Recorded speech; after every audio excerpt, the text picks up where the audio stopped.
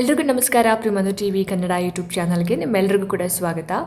So ಸ್ನೇಹಿತರೆ, ಇವತ್ತಿನ video ಸ್ವಲ್ಪ ಡಿಫ್ರೆಂಟ್ ಆಗಿರುತ್ತೆ. ಟೀಚರ್ಸ್ ರಿಕ್ರೂಟ್ಮೆಂಟ್ ಎಕ್ಸಾಮ್ ಪ್ರಿಪ್ರೇಷನ್ ಮಾಡ್ತಾ ಇರ್ತಕ್ಕಂತಹ ಪ್ರತಿಯೊಬ್ಬ ಆಸ್ಪಿರೆಂಟ್ಸ್ ಕೂಡ ಈ ವಿಡಿಯೋನ ನೋಡಲೇಬೇಕು ಅನ್ನೋ ಕಾರಣಕ್ಕೆ ಈ ಟಾಪಿಕ್ ಬಗ್ಗೆ ಮಾತಾಡ್ತಾ ಇದ್ದೀನಿ. ಇವಾಗ ಎಕ್ಸಾಮ್ ಟೈಮ್ ಅಲ್ವಾ. So notification, syllabus, exam date ಎಲ್ಲವೂ ಕೂಡ ನೋಟಿಫಿಕೇಷನ್ ಆಲ್ರೆಡಿ ಆಗಿದೆ, ಸಿಲೆಬಸ್ ಆಲ್ರೆಡಿ ಬಿಟ್ಟಿದ್ದಾರೆ, ಎಕ್ಸಾಮ್ ಡೇಟ್ ಎಲ್ಲ ಹತ್ತಿರ ಬರ್ತಾ ಇದೆ. ಸೊ ಹತ್ತಿರ ಬರ್ತಾ ಇದ್ದಂಗೆ ಒಂದು ಹೊಸ ಸೀಸನ್ ಶುರು ಆಗಿಬಿಟ್ಟಿದೆ. ಏನಪ್ಪ ಅಂತಂದರೆ ನೋಟ್ಸ್ ಸೀಸನ್. ನಾನು ಯಾಕೆ ಹಿಂಗೆ ಹೇಳ್ತಿದ್ದೀನಿ ಅಂತಂದರೆ, ಎಲ್ಲಿ ನೋಡಿದ್ರೂ ಕೂಡ most important notes, exclusive notes, premium notes, selection notes, ಈ ನೋಟ್ಸ್ ಓದಿದ್ರೆ ಸಾಕು, ಲಿಮಿಟೆಡ್ ಪೀರಿಯಡ್ ಆಫರ್, ಹೀಗೆ ಫುಲ್ ಮಾರ್ಕೆಟಿಂಗ್ ಶುರು ಆಗುತ್ತೆ. ಸೊ ಮೊದಲೇ ಒಂದು ವಿಷಯನ ನಾನು ಕ್ಲಿಯರಾಗಿ ಹೇಳ್ತೀನಿ. ನಾನು ನೋಟ್ಸ್ ಮಾಡೋದು, ಮಾರಾಟ ಮಾಡೋದು ತಪ್ಪು ಅಂತ ನಾನು ಹೇಳ್ತಿಲ್ಲ. ಯಾರಾದರೂ ಅವರ ಒಂದು ನಾಲೆಡ್ಜ್ ಮತ್ತು ಟೈಮ್ನ ಚೆನ್ನಾಗಿ ಸಿಂಪ್ಲಿಫೈಡ್ ಮೆಟೀರಿಯಲ್ ಪ್ರಿಪೇರ್ ಮಾಡಿದ್ರೆ ಅದು ಕೆಲವ್ರಿಗೆ ಯೂಸ್ಫುಲ್ ಆಗ್ಬೋದು. ಆದರೆ ನನ್ನ ಪ್ರಶ್ನೆ ಏನಪ್ಪ ಅಂತಂದರೆ, ಒಬ್ಬ ವಿದ್ಯಾರ್ಥಿ ಸಾವಿರಾರು ರೂಪಾಯಿ ಕೊಟ್ಟು ನೋಟ್ಸ್ ಖರೀದಿಸೋ ಮುಂಚೆ ನಮ್ಮ ಗೌರ್ಮೆಂಟ್ ಅಫಿಷಿಯಲ್ ಆಗಿ ಕೊಟ್ಟಿರುವಂತಹ ಫ್ರೀ ಟೆಕ್ಸ್ಟ್ ಬುಕ್ಕನ್ನು ಸಂಪೂರ್ಣವಾಗಿ ಓದಿದ್ದೀರಾ? ಇದು ತುಂಬ ಇಂಪಾರ್ಟೆಂಟ್ ಆಗುತ್ತೆ. ಸೊ ಅಫಿಷಿಯಲ್ ಸೋರ್ಸು ಫಸ್ಟಿಗೆ ನಾವು ಫಸ್ಟ್ ಪ್ರಿಫರೆನ್ಸ್ ಆಗಿರಬೇಕು.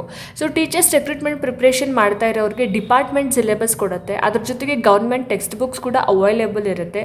ಅಂದರೆ ನಾವು ಮೊದಲು ಏನು ಮಾಡಬೇಕು, ಮೊದಲು ಅಫಿಷಿಯಲ್ ಸಿಲೆಬಸ್ನ ನೋಡಿ ಯಾವ ಟಾಪಿಕ್ ಇದೆ, ಯಾವ ಕ್ಲಾಸ್ ಟೆಕ್ಸ್ಟ್ ಬುಕ್ಸ್ ಓದಬೇಕು, ಯಾವ ವಿಷಯಕ್ಕೆ ಎಷ್ಟು ಇಂಪಾರ್ಟೆನ್ಸ್ ಕೊಡಬೇಕು, ಇವೆಲ್ಲವನ್ನು ಫಸ್ಟು ನಾವು ಅಂಡರ್ಸ್ಟ್ಯಾಂಡ್ ಮಾಡ್ಕೋಬೇಕು.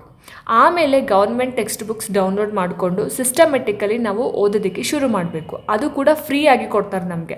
ಸೊ ನೀವು ಆಬ್ವಿಯಸ್ಲಿ ನೀವು ಡೇಟಾ ಹಾಕಿಸ್ಕೊಂಡಿರ್ತೀರ, ನಿಮಗೆ ಟೆಕ್ಸ್ಟ್ ಬುಕ್ಸ್ ಸ್ಕೂಲಲ್ಲಿ ಸಿಕ್ಕಿಲ್ಲ ಅಂತಂದರೆ ಅವರ ಒಂದು ಅಫಿಷಿಯಲ್ ವೆಬ್ಸೈಟ್ನಲ್ಲಿ ಹೋಗಿ ನೀವು ಫ್ರೀಯಾಗಿ ಡೌನ್ಲೋಡ್ ಕೂಡ ಮಾಡ್ಕೊಬೋದು. ಆದರೆ ಕೆಲವೊಂದು ಸಲ ನಾವು ಏನು ಮಾಡ್ತೀವಿ ಗೊತ್ತಾ, ಫ್ರೀಯಾಗಿರುವಂಥ ಪುಸ್ತಕಗಳನ್ನ ಓದೋದಕ್ಕಿಂತ ಅದೇ ಇನ್ಫಾರ್ಮೇಷನ್ ಶಾರ್ಟ್ ಮಾಡಿ PDF ಮಾಡಿರೋಂಥ ನೋಟ್ಸ್ಗೆ ನಾವು ಜಾಸ್ತಿ ಮನಿನ ಸ್ಪೆಂಡ್ ಮಾಡ್ತೀವಿ ಅಥವಾ ಮನಿನ ಪೇ ಮಾಡ್ತೀವಿ. ಸೊ ನೋಟ್ಸ್ ಯಾವಾಗ ನಮಗೆ ಹೆಲ್ಪ್ಫುಲ್ ಆಗುತ್ತೆ? ಇಲ್ಲಿ ಒಂದು ಇಂಪಾರ್ಟೆಂಟ್ ಪಾಯಿಂಟ್ನ ನಾವು ಅಬ್ಸರ್ವ್ ಮಾಡಬೇಕು. ನೋಟ್ಸ್ ಕಂಪ್ಲೀಟ್ಲಿ ಯೂಸ್ಲೆಸ್ ಅಂತ ನಾನು ಹೇಳ್ತಾ ಇಲ್ಲ. ಫಾರ್ ಎಕ್ಸಾಂಪಲ್, ನೀವು ಆಲ್ರೆಡಿ ಟೆಕ್ಸ್ಟ್ ಬುಕ್ ಓದಿದ್ದೀರಿ ಅಂತಂದಾಗ, ಕಾನ್ಸೆಪ್ಟ್ನ ಅಂಡರ್ಸ್ಟ್ಯಾಂಡ್ ಮಾಡ್ಕೊಂಡಿದ್ದೀರಿ ಅಂತಂದಾಗ, ಆಮೇಲೆ ರಿವಿಷನ್ ಮಾಡೋ ಟೈಮಲ್ಲಿ ನಿಮಗೆ ಶಾರ್ಟ್ ನೋಟ್ಸ್ ಬೇಕಾಗುತ್ತೆ. So important dates, formula, ಡೆಫಿನೇಷನ್ಸು, points, ಇವೆಲ್ಲ ಕ್ವಿಕ್ ರಿವಿಷನ್ಗೆ ನೋಟ್ಸ್ ತುಂಬ ಹೆಲ್ಪ್ಫುಲ್ ಆಗುತ್ತೆ.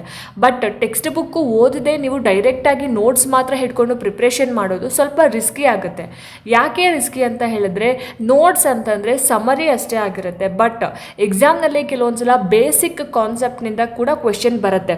ಇದಕ್ಕೆ example, last time TT exam ಆಗಿದ್ದೆ ಎಕ್ಸಾಂಪಲ್. ಯಾಕೆ ಅಂತಂದರೆ, ಅಲ್ಲಿ ಟೆಕ್ಸ್ಟ್ ಬುಕ್ನ ಲೈನ್ ಬೈ ಲೈನ್ ಓದಿದವರಿಗೆ ಮಾತ್ರನೇ last year TET exam easy ಅಂತ ಅನಿಸಿತ್ತು. ತುಂಬ ಅಡ್ವಾನ್ಸ್ಡ್ ಆಗಿ ಕೊಡ್ತಾರೆ ಅಂತ ಅಂದ್ಕೊಂಡು ಎಕ್ಸಾಮ್ ಬರೆಯೋಕ್ಕೆ ಹೋಗಿದ್ದಂತಹ ಕ್ಯಾಂಡಿಡೇಟ್ಸ್ಗಳಿಗೆ ಆ ಕ್ವೆಶ್ಚನ್ ಪೇಪರ್ ನೋಡಿ ತುಂಬ ಈಸಿ ಇತ್ತು, ಬಟ್ ಈಸಿ ಇರೋ ಕ್ವೆಶನ್ಸ್ಗಳಿಗೆ ಆನ್ಸರ್ ಮಾಡೋಕ್ಕಾಗಿಲ್ಲ. ಯಾಕಂದರೆ ಟೆಕ್ಸ್ಟ್ ಬುಕ್ಸ್ನ ಮಧ್ಯದಲ್ಲಿ ಆ ಕ್ವೆಶನ್ಸ್ಗಳನ್ನು ತೆಗೆದಿದ್ರು. ಹಾಗಾಗಿ ಸೊ ನೀವು ಒರಿಜಿನಲ್ ಕಾನ್ಸೆಪ್ಟ್ ಅರ್ಥ ಮಾಡ್ಕೊಂಡಿದ್ರೆ ಯಾವುದೇ ರೀತಿಯಲ್ಲಿ ಕ್ವೆಶನ್ಸ್ ಕೇಳಿದ್ರು ಕೂಡ ನೀವು ಆನ್ಸರ್ನ ಮಾಡ್ಬೋದು. ಸೊ ಒಂದು ಎಕ್ಸಾಂಪಲ್ ಹೇಳ್ತೀನಿ. ಒಂದು ಗೌರ್ಮೆಂಟ್ ಟೆಕ್ಸ್ಟ್ ಬುಕ್ನಲ್ಲಿ ಒಂದು ಚಾಪ್ಟರ್ ಇದೆ ಅಂತ ಅಂದ್ಕೊಳ್ಳಿ. ಅದರಲ್ಲಿ 10 ಪೇಜಸ್ ಇನ್ಫಾರ್ಮೇಷನ್ ಇರುತ್ತೆ. ಯಾರೋ ಅದನ್ನು 2 ಪೇಜಸ್ ನೋಟ್ಸ್ ಆಗಿ ಮಾಡ್ತಾರೆ. ಅದು ರಿವಿಷನ್ಗೆ ತುಂಬ ಹೆಲ್ಪ್ಫುಲ್ ಆಗುತ್ತೆ. That is good. ಬಟ್ ಆ 2 ಪೇಜು ಓದೋ ಮೊದಲು ನೀವು ಆ 10 ಪೇಜಲ್ಲಿ ಇರುವಂತಹ ಕಾನ್ಸೆಪ್ಟನ್ನು ಅರ್ಥ ಮಾಡ್ಕೊಂಡಿದ್ರೆ ನೀವು ಇನ್ನೂ ಚೆನ್ನಾಗಿರ್ತಿತ್ತು.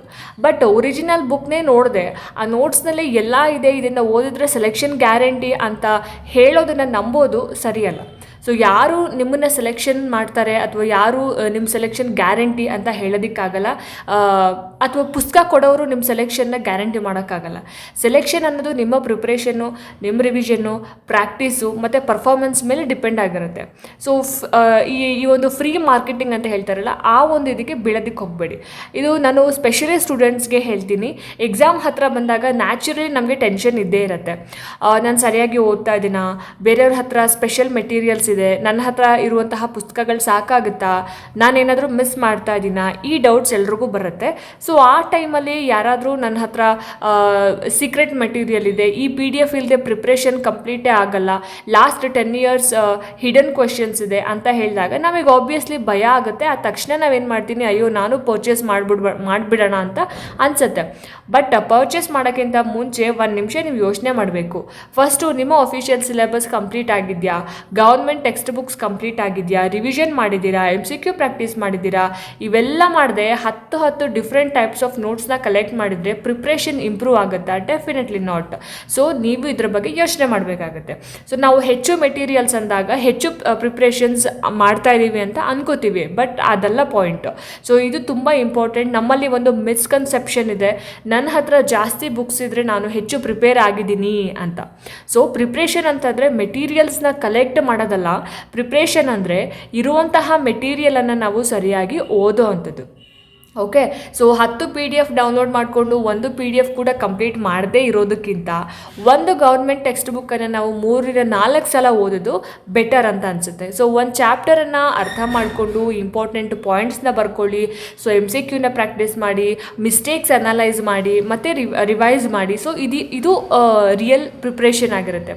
ಸೊ ನನ್ನ ಸಜೆಷನ್ ಏನಪ್ಪ ಅಂತ ಹೇಳಿದ್ರೆ, ನನ್ನ ಪರ್ಸ್ನಲ್ ಸಜೆಷನ್ ಇದು ತುಂಬ ಸಿಂಪಲ್. ಸ್ಟೆಪ್ 1 ಅಫಿಷಿಯಲ್ ಸಿಲೆಬಸ್ನ ಡೌನ್ಲೋಡ್ ಮಾಡ್ಕೊಳ್ಳಿ. ಆಲ್ರೆಡಿ ತುಂಬ ಜನ ಮಾಡ್ಕೊಂಡಿರ್ತೀರ. ಆ್ಯಂಡ್ ಸಿಲೆಬಸ್ನ ಪ್ರತಿಯೊಂದು ಟಾಪಿಕ್ ಐಡೆಂಟಿಫೈ ಮಾಡಿ, ಗೌರ್ಮೆಂಟ್ ಪ್ರಿಸ್ಕ್ರೈಬ್ಡ್ ಟೆಕ್ಸ್ಟ್ ಬುಕ್ಸ್ನ ಮೊದಲು ಓದಿ. ಇವಾಗ ರೆಫರೆನ್ಸ್ ಬುಕ್ಸ್ ಅಂತ ಬಿಟ್ಟರು ಯಾವುದರಲ್ಲಿ CSL ವೆಬ್ಸೈಟ್ನಲ್ಲಿ, ಅಫಿಷಿಯಲ್ ವೆಬ್ಸೈಟ್ನಲ್ಲಿ. ಅಲ್ಲಿ ನಿಮ್ಮ ಸ್ಪೆಸಿಫಿಕ್ ಸಬ್ಜೆಕ್ಟಿಗೆ ಬೇರೆ ಯಾವುದೇ ಒಂದು ಆಥರ್ ಬರೆದಿರೋ ಬುಕ್ಸ್ನ ಅವರು ಅಲ್ಲಿ ರೆಫರ್ ಮಾಡಲಿಲ್ಲ. 6ನೇ ಕ್ಲಾಸಿಂದ ಅಪ್ ಟು 12ನೇ ಕ್ಲಾಸ್ ತನಕ ಇರ್ತಕ್ಕಂತಹ ಗೌರ್ಮೆಂಟ್ ಟೆಕ್ಸ್ಟ್ ಬುಕ್ಸ್ಗಳನ್ನು ಓದಿ ಅಂತ ಗೌರ್ಮೆಂಟ್ ಅವರೇ ಹೇಳಿರೋದ್ರಿಂದ ನಾವು ಆ ಪುಸ್ತಕಗಳನ್ನೇ ಓದಿ ಲೈನ್ ಬೈ ಲೈನ್ ಓದಿ ಅರ್ಥ ಮಾಡ್ಕೊಳ್ಳೋದು ಬೆಟರ್ ಅಂತ ಅನಿಸುತ್ತೆ.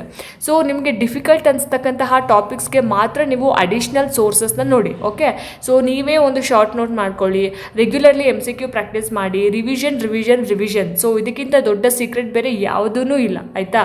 ಸೊ ನೀವೇ ನೋಟ್ಸ್ ಬರಿಬೇಕಾದ್ರೆ ನಿಮ್ಮ ಬ್ರೈನ್ ಆಟೋಮೆಟಿಕಲಿ ಪ್ರೋಸೆಸ್ ಮಾಡುತ್ತೆ, ಯಾವ್ದು ಇಂಪಾರ್ಟೆಂಟ್, ಯಾವ್ದು ನನಗೆ ಡಿಫಿಕಲ್ಟ್, ಯಾವುದನ್ನು ಮತ್ತೆ ರಿವೈಸ್ ಮಾಡಬೇಕು ಅಂತ ನಿಮಗೆ ಗೊತ್ತಾಗ್ತಾ ಹೋಗುತ್ತೆ. ಓಕೆ, ಸೊ ಬೇರೆಯವ್ರು ಮಾಡಿರೋಂತಹ ನೋಟ್ಸ್ ಎಲ್ರಿಗೂ ಒಂದೇ ರೀತಿ ಯೂಸ್ಫುಲ್ ಆಗುತ್ತೆ ಅಂತ ಹೇಳೋದಕ್ಕೆ ಸಾಧ್ಯ ಇಲ್ಲ. ಯಾಕಂದರೆ ಪ್ರತಿಯೊಬ್ಬರ ಲೆವೆಲ್ ಆಫ್ ಸ್ಟೈಲಿಂಗ್ ಅಥವಾ ಲರ್ನಿಂಗ್ ಸ್ಟೈಲ್ ಬೇರೆಯೇ ಇರುತ್ತೆ. ಸೊ ನಮಗೆ ಡಿಫಿಕಲ್ಟ್ ಅಂತ ಅನಿಸೋಂಥ ಒಂದು ಟಾಪಿಕ್ ಬೇರೆಯವ್ರಿಗೆ ಈಸಿ ಆಗ್ಬೋದು. ಹಾಗಾಗಿ ನಿಮ್ಮ ಪ್ರಿಪ್ರೇಷನ್ಗೆ ಸೂಟ್ ಆಗುವ ಹಾಗೆ ನೀವು ನೋಟ್ಸ್ ಮಾಡ್ಕೊಳ್ಳೋದು ತುಂಬ ಎಫೆಕ್ಟಿವ್ ಆಗಿರುತ್ತೆ. ಓಕೆ, ಸೊ ಇಲ್ಲಿ ಒಂದು PDF ಬೆಲೆ 200 ರೂಪೀಸ್ ಇರುತ್ತೆ, ಇನ್ನೊಂದು PDF 300 ಇರುತ್ತೆ. ಸೊ ಇನ್ನೊಂದು ಪ್ರೀಮಿಯಂ ಬ್ಯಾಚು 500 ರೂಪೀಸ್ ಇರುತ್ತೆ. ಸೊ ಹೀಗೆ ಒಂದೊಂದಾಗಿ ಪರ್ಚೇಸ್ ಮಾಡ್ತಾ ಹೋದರೆ ಎಕ್ಸಾಮ್ ಪ್ರಿಪ್ರೇಷನ್ಗಿಂತ ಮೊದಲು ನಿಮ್ಮ ಒಂದು ಬ್ಯಾಂಕ್ ಬ್ಯಾಲೆನ್ಸ್ ಪ್ರಿಪ್ರೇಷನ್ ಮುಗಿದು ಹೋಗುತ್ತೆ. ಸೊ ಜೋಕ್ಸ್ ಅಪಾರ್ಟ್, ಸ್ಟೂಡೆಂಟ್ಸ್ ಮನಿ ಅನ್ನು ಕೂಡ ವ್ಯಾಲ್ಯೂ ಮಾಡಬೇಕಾಗತ್ತೆ. ಎಸ್ಪೆಷಲಿ ಈ ಒಂದು ಕಾಂಪಿಟೇಟಿವ್ ಎಕ್ಸಾಮ್ ಪ್ರಿಪ್ರೇಷನ್ಸ್ ಮಾಡಬೇಕಾದ್ರೆ ಅನ್ನೆಸೆಸರಿ ಮೆಟೀರಿಯಲ್ಸ್ ಖರೀದಿಸೋ ಮುಂಚೆ ನೀವು ಒಂದು 2-3 ಸಲ ಯೋಚನೆ ಮಾಡಬೇಕು. ಇದು ನಿಜವಾಗ್ಲೂ ನಮಗೆ ಬೇಕಾ, ಅಥವಾ ಭಯದಿಂದ ನಾನೇನಾದರೂ ಪರ್ಚೇಸ್ ಮಾಡ್ತಾ ಇದ್ದೀನಾ ಅಂತ ನಿಮಗೆ ನೀವೇ ಕ್ವೆಶ್ಚನ್ ಮಾಡ್ಕೊಳ್ಳಿ. ಸೊ ಮತ್ತೊಂದು ಸಲ ಹೇಳ್ತಾ ಇದ್ದೀನಿ, ನಾನು ಎಲ್ಲ ಪೇಯ್ಡ್ ನೋಟ್ಸ್ನ ತಪ್ಪು ಅಂತ ಹೇಳ್ತಾ ಇಲ್ಲ.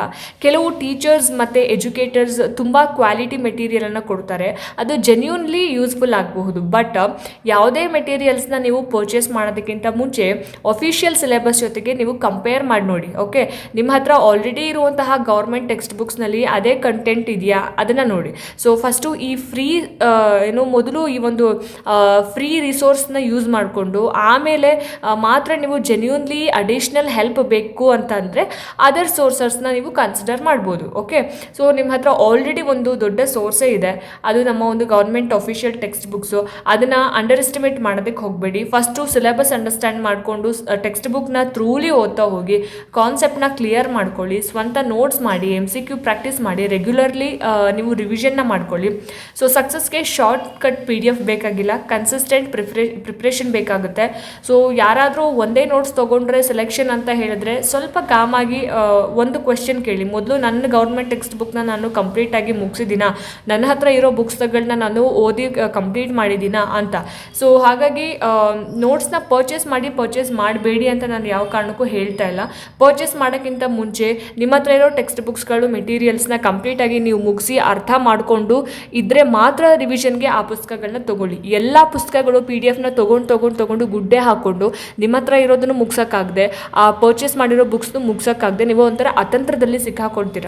ಸೊ ಹಾಗಾಗಿ ಈ ವಿಡಿಯೋ ನಿಮಗೆ ಯೂಸ್ಫುಲ್ ಆಗಿದ್ರೆ ನಿಮ್ಮ ಫ್ರೆಂಡ್ಸ್ ಜೊತೆ ಶೇರ್ ಮಾಡಿ. ಎಸ್ಪೆಷಲಿ ಅನ್ನೆಸೆಸರಿ ಆಗಿ ನೋಟ್ಸ್ ಮೇಲೆ ಮನಿ ಸ್ಪೆಂಡ್ ಮಾಡ್ತಾ ಇರೋಂಥ ಸ್ಟೂಡೆಂಟ್ಸ್ಗೆ ಈ ಇನ್ಫಾರ್ಮೇಷನ್ ತಲುಪಬೇಕು. ವಿಡಿಯೋ ಇಷ್ಟ ಆಗಿದ್ರೆ ಲೈಕ್ ಮಾಡಿ, ಚಾನಲ್ ಸಬ್ಸ್ಕ್ರೈಬ್ ಮಾಡಿ. Thank you so much for watching. All the very best for your teacher recruitment preparation. Keep studying, stay focused and don't panic. Bye bye, see you in the next video.